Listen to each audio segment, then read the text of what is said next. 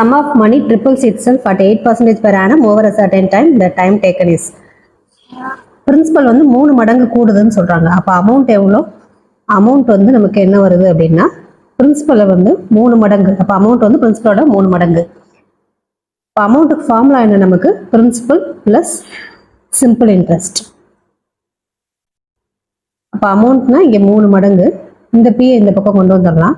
Equal to simple interest formula என்ன? நமக்கு PNR by 100. இப்போ இங்கே என்ன இருக்கும்? நமக்கு 2P இருக்கும். P நம்பர் ஆஃப் இயர்ஸ் தான் கண்டுபிடிக்க வேண்டியது. R வந்து 8%.